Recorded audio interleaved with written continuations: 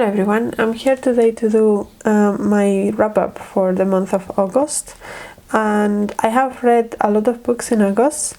I've read 14 books, but if you look at the number of pages, it's only 2,739, so they are either very small books or they are also a lot of audiobooks, because I have 39.67 hours of audiobook reading as well. So in terms of pages, it's about the average of number of pages that I have been doing in the last few months, but because I have all of these audiobooks on top of that, it comes out to 14 books.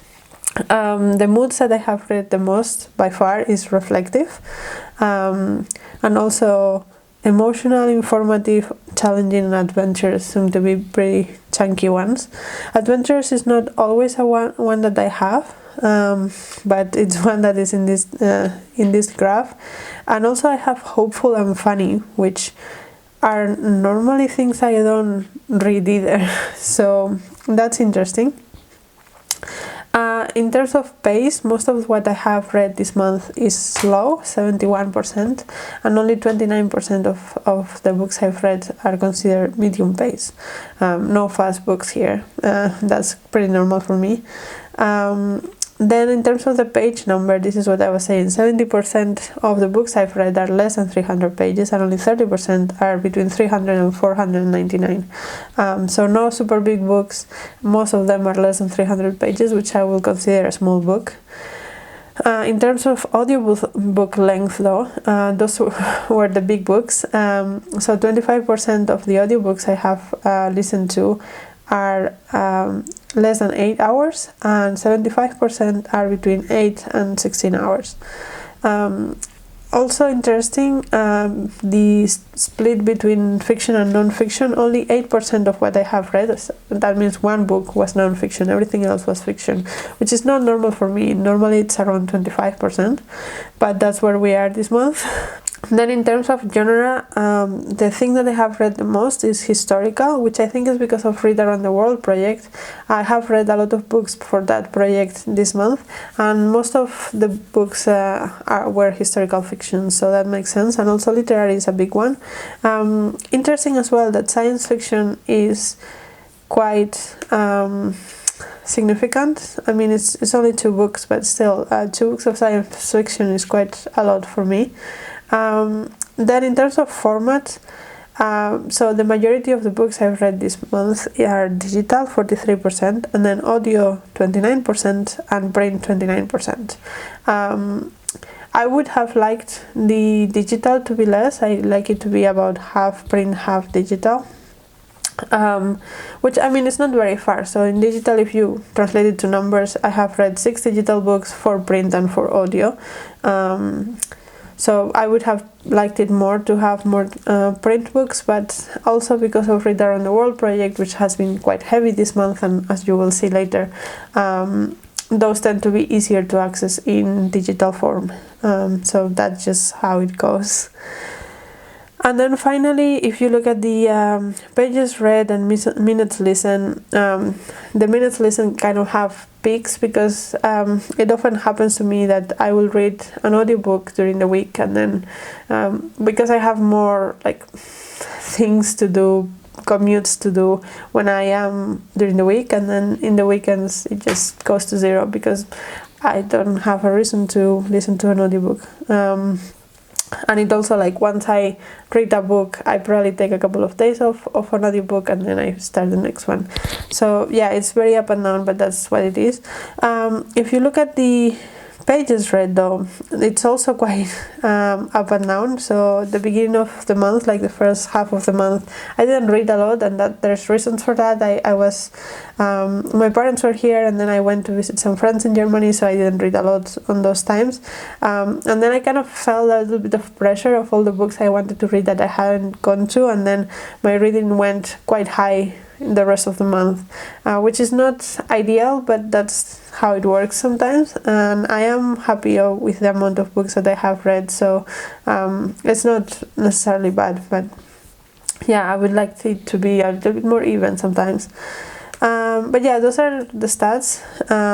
Let's go into the books now. So the first book I finished I already got rid of the copy that I had, was QuixotiQ by Ali Al Saeed, and this I read for Read Around the World project for Bahrain, and it was kind of like American crime novel fan fiction thing.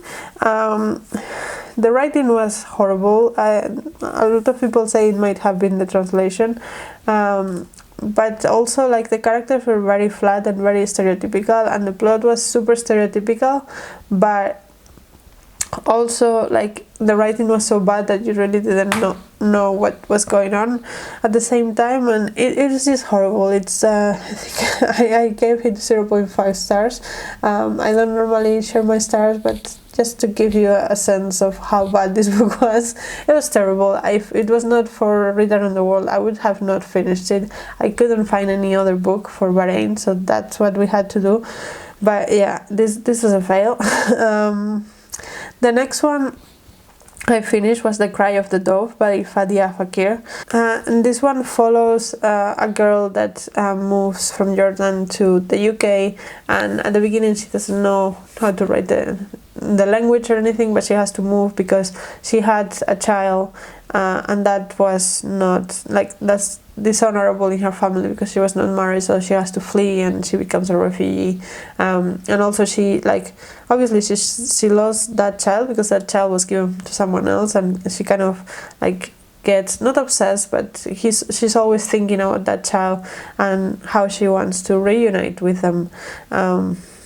And it was written very interestingly because also the language improves as the book improves, because she's in the UK and her English improves, and there were a lot of interesting choices like that. The characters were also quite lovable, so I overall quite enjoyed it. The structure doesn't always work for me, at least, but I think overall I enjoyed the book. Then the next book I read was Code Days by Benjamin, which was again for the Read Around the World project for Saudi Arabia, and it's about a guy from I think Malayalam, from India, that goes to live, I think it's Saudi Arabia. It's not super specified. It's like in the desert, in one of these Gulf countries. I think it happens everywhere. Basically, he's taken there with a lot of promises, and he's kind of enslaved to take care of goats in the desert. And at some point he manages to run away, and it's kind of the story of this guy. He is a very simple guy, so it's interesting to, like, the writing and everything is tuned to that, but it's not that the writing is bad, it's just that it reflects how the character speaks, and because it's told in first person, then it makes sense. And I enjoyed it as well. I think after a while it was a little bit grinding to read on that level of language, but I understand why that was the choice, and I respect that. Then I read In Ascension by Martin McInnes, and I have a full review of it in my channel, so I will link it. And I read this because it was nominated for the Booker Prize, and I listened to the audiobook, and it's about this girl that is a marine biologist, and she kind of gets involved in this space exploration thing. It's very secretive, nobody knows exactly what's going on, and it's kind of like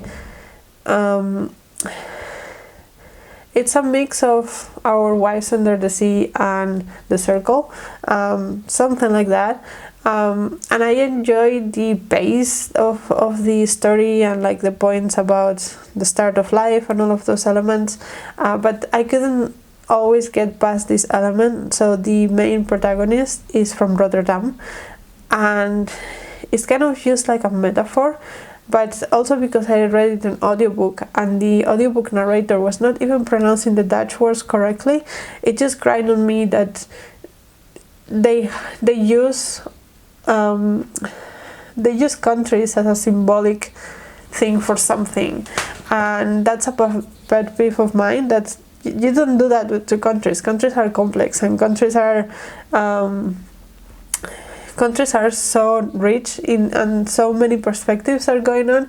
You cannot reduce them to be a metaphor about something that you want to say about capitalism. That's just lazy, and it's not okay to treat whole countries like that. So I don't like that, and that's grind me. So I do have a personal qualm with this book, but I can imagine that like the reading experience was nice.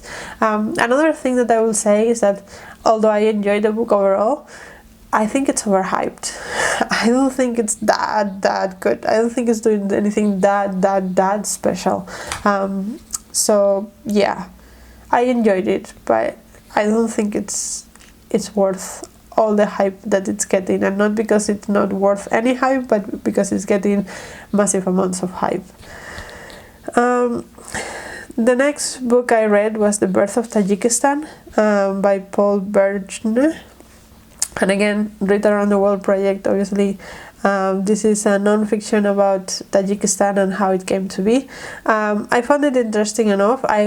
I learned a lot of things I didn't know about Tajikistan, but also it was really short, so it didn't go in depth into, for example, the relationship with the Russians and stuff like that. It was mostly like Tajikistan as opposed to the Uzbeks, but yeah, like that's the scope of the book, and for that scope was fine. It was very readable. It's just not as broad as I would have liked it to be. Then the next audiobook I read was Western Light by Chanda Maru, was again a Booker Prize nominee, and this is about 3 girls, but mostly the youngest one of them, and their father. So their mother dies before the book starts. We start the book with, like, I think it's like the funeral of the mother or shortly after, and the father of these girls decides that they need to get busy and they to like not get in trouble and kind of process the death of their mother. So they start playing squash, and the younger one seems to be pretty good at it, and to the point that, like, at some point her whole life becomes squash. And there is squash, but you don't have to understand squash to read this book. It's more about the grief of these different people and how each of them processes things differently. It focuses a lot between the youngest daughter and the father's relationship. Of course, the other two siblings are also there, and they also have an important role, and also the aunt and the uncle of these girls. But I would say the most important relationship was between the father and the youngest daughter. And it was a very interesting dynamics also with the part of squash. And I found it very engaging and very easy to read, and somehow nostalgic, because I used to read, when I was a teenager myself, I used to read a lot of books about girls that were very into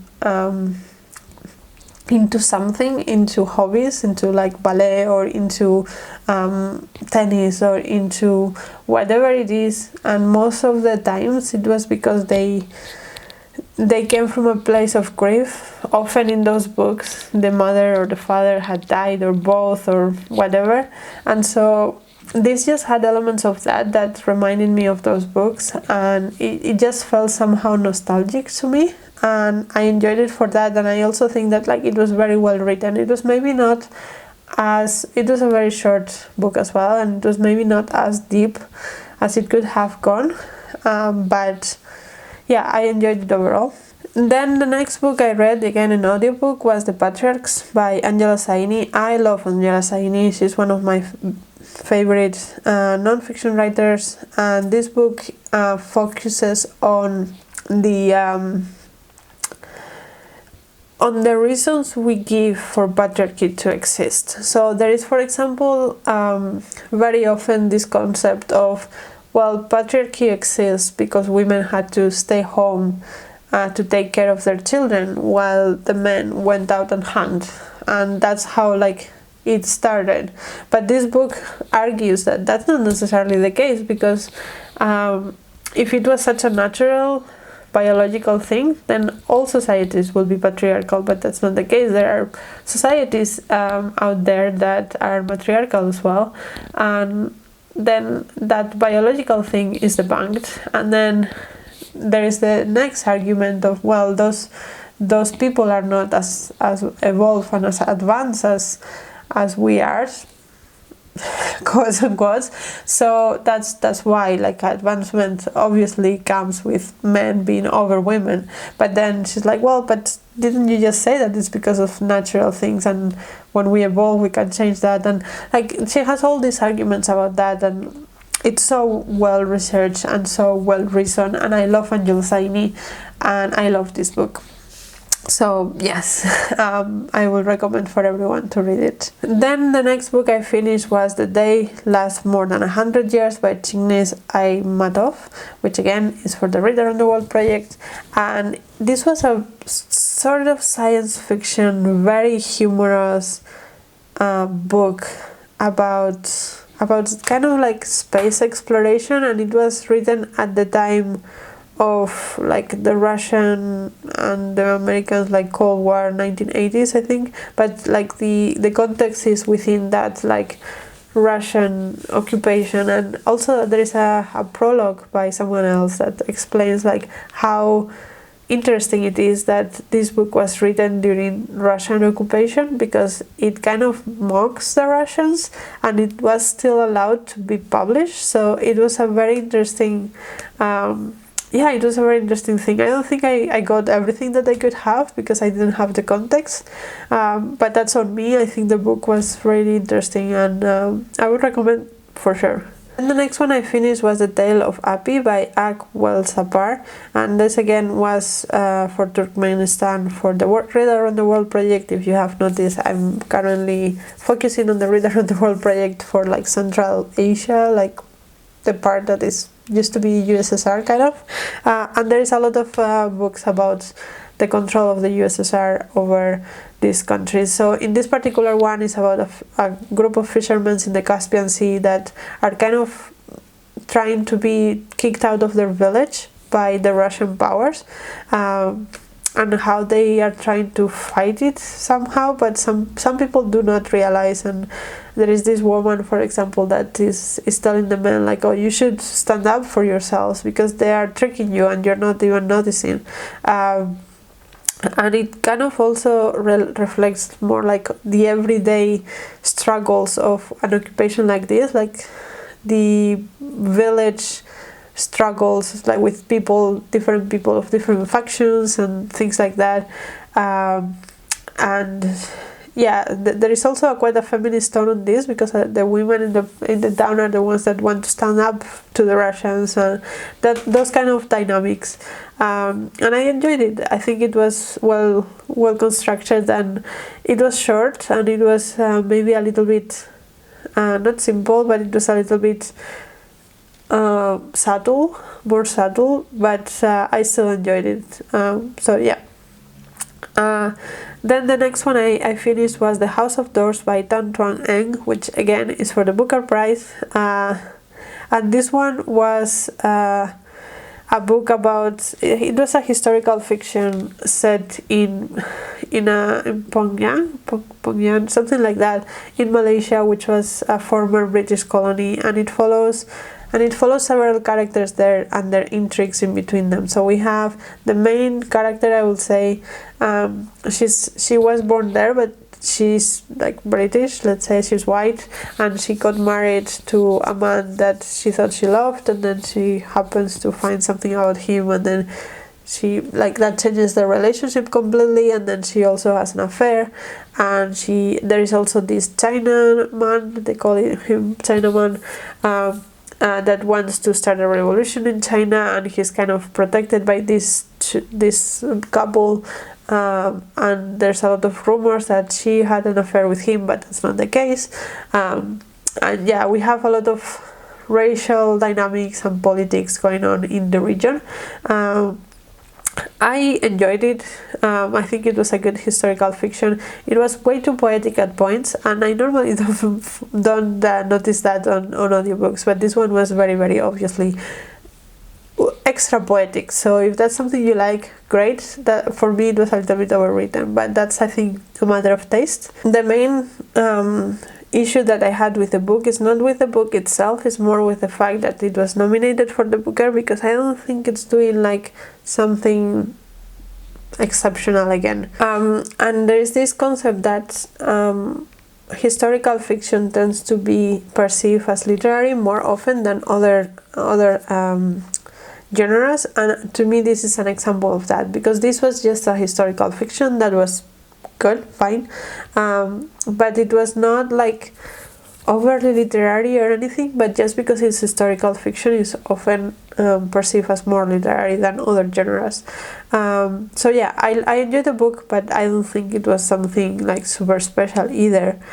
Then the next book I read was The Great Indian Novel by Shashi Tharoor, and this is a satirical novel taking place in historical India, so it goes kind of from like the British Empire part to partition and like more recent India, and it kind of like, yeah, it's a satire about the kind of characters and like the politicians and the, you know, the characters that are in these situations that are like bigger than life kind of characters. And it's also inspired by the Maharashtra, which I haven't read, but there seems to be like connections with the characters and how they act and the different the different gods and things, and also I could feel that like the writing was trying to evoke this epic tale kind of thing, like the Maharashtra is, but other than that, my knowledge of the Indian culture in that sense doesn't go far enough to see all of the connections. Yeah, I could follow, and I really enjoyed this. Also, I have to say, the chapters themselves are also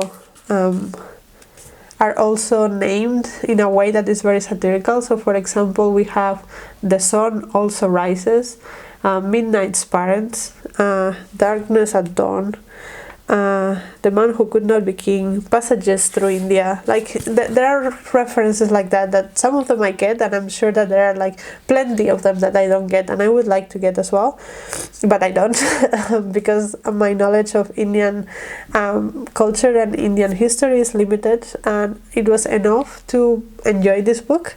But yeah, I think that if you know more about India, you will enjoy this even more.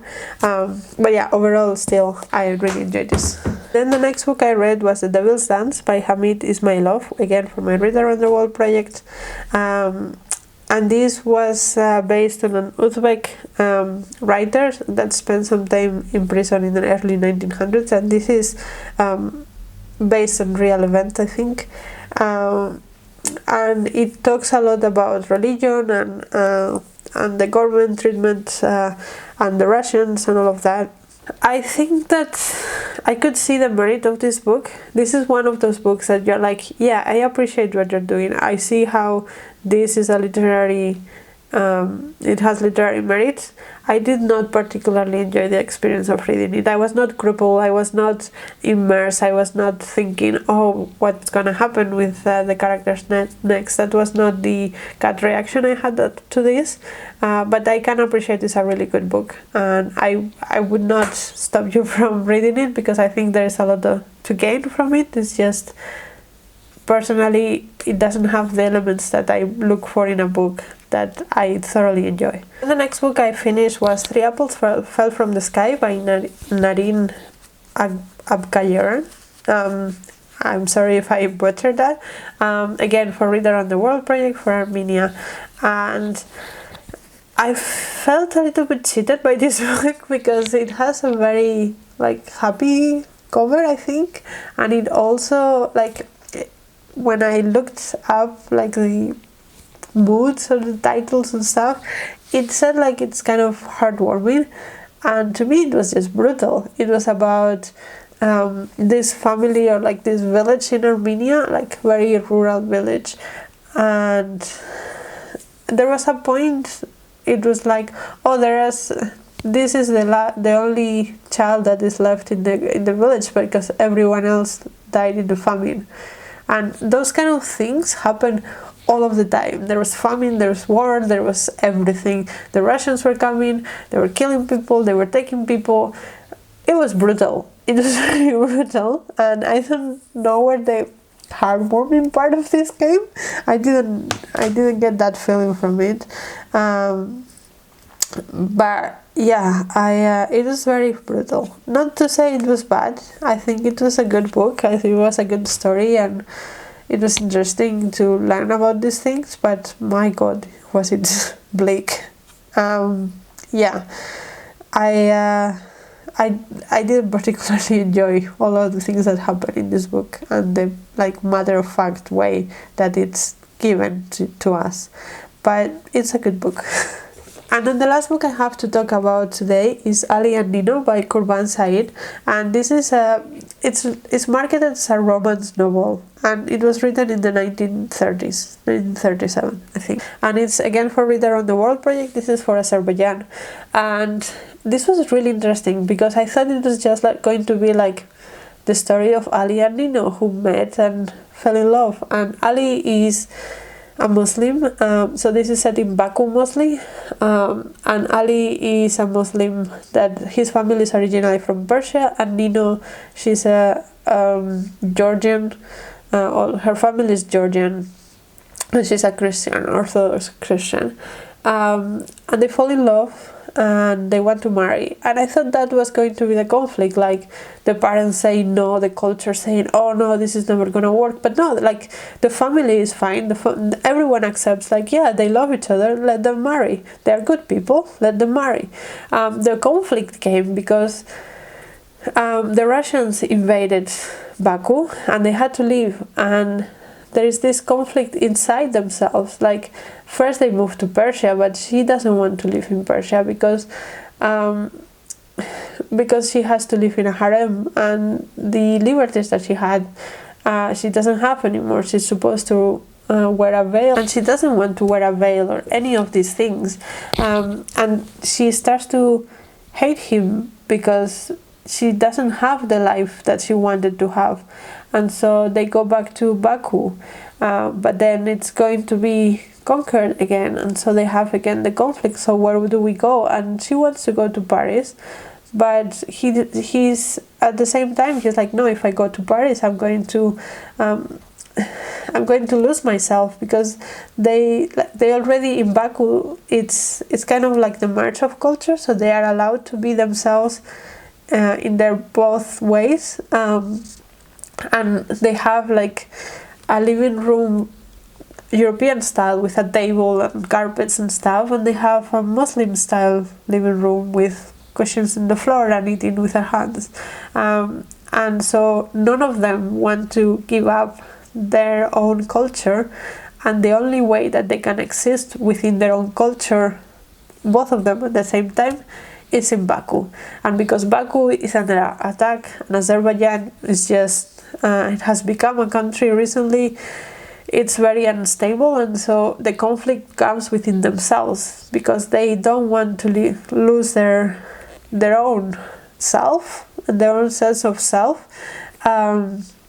And I thought that was really nice, because I have seen so many of these kind of romances of Christian and Muslim meet, and then the family doesn't accept the romance. But I really, really enjoyed that this came from within themselves rather than the families or the culture. So yeah, overall I was very surprised by this. I'm very pleasantly surprised, so I recommend as well. So yeah, those are all the books that I read in August. I hope you enjoyed. Let me know if you have read any of these books, what you thought about them, or if you're planning to read them. And until next video, bye!